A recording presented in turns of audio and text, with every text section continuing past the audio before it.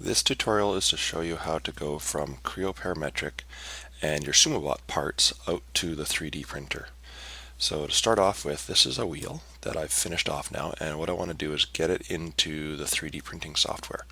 It's quite a simple process. All you do is go up to File, you go Save As, and here at the bottom where it says Type, we just need to change it to a different format.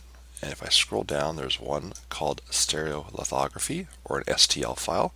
So I click on that, and you'll see that I've already got a few here, and I've got one called wheel. So I'm just going to hit OK, and this file already exists, so I'm just going to hit OK again. And what comes up is the Export STL dialog box here. And the only thing you have to do is on the chord height, I want you to put 0 in, and then just hit Enter. What it does is it automatically adjusts the numbers to actually suit your model, and you click on Apply. Now what will happen is you'll see all the reds show up. If that chord height was set to maybe 0.1, you'd only see very few red lines, and when you'd print this out, you'd actually have a bunch of, it wouldn't be a perfect circle. You'd have a whole bunch of kind of rough edges around it. So just make sure you always do that. Once that is done, you just hit OK. And that is all you do to export it.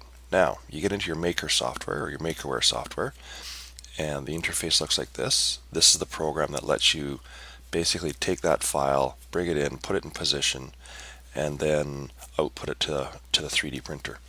So I'm going to come up to Add, and I'm just going to go back a level, and I'm going to go find my actual project, and in this case it's Sumo, and there's my wheel. Double click on it. Now a couple things are going to happen. I've done this in inches. So when it says scale up object, if it's in inches, yeah, I need to rescale the object, and that will scale it to properly from the millimeter or the small millimeters to the inches that it's actually supposed to be. So there's my wheel, and the other one is move to platform. Okay. Now if I click on look and I use my left mouse button, or sorry, I can just click on the top view. I can see, yeah, it's in position. I can click on sides. Right, you kind of get the idea there. If I hold my left mouse button down, I can scroll around like this just to see where it is, and I can also zoom in with my scroll button. Okay. If I want to put a second wheel in, I would click on it. I could copy it, just go up to Edit, go Copy, and then Edit Paste, or if you know, Control V. Okay, and there would be my second wheel in right away. So, and again, what I want to make sure is it's on the platform. So if I go to Move, okay, I would say on platform, and yes, it's definitely on there. If you 3D print something and it's on the platform, basically what happens is the machine starts drawing it in the middle of nowhere, and since there's nothing to put it onto, it basically just squirts out a bunch of plastic everywhere. It doesn't work. So always make sure that this is on the platform.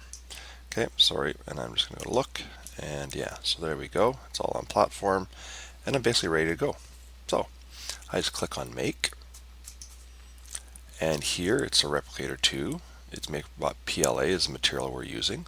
Resolution, if this advanced dialog box is like this, you click on it down. Okay, there's different resolutions here. So low obviously is fast. You can see the infill is 10%, number of shells, layer height. This is to make something really quickly. I tend to have this about layer height at about 0.2.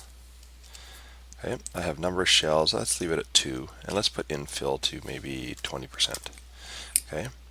Do not put infill up to 100%. It would take hours and hours to print your wheels. Okay, so just for this exercise and for what you're doing, you don't need a big, solid object that's extremely strong, because it's not going to be crushed by anything. So we'll leave it at that, and then you simply click on Export.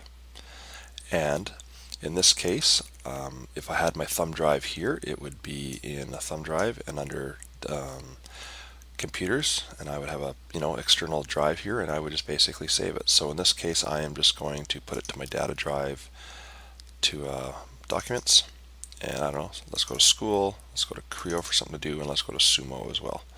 So I'll scroll down to Sumo, and I'm just going to save my wheel right here, and you can notice the type X3G file, and hit save. Okay, you'll see down the bottom here it's just called a slice, so it's going to slice right now. And once the slicing's done, it's going to verify just to make sure that it's done right, and then it's going to save it to file.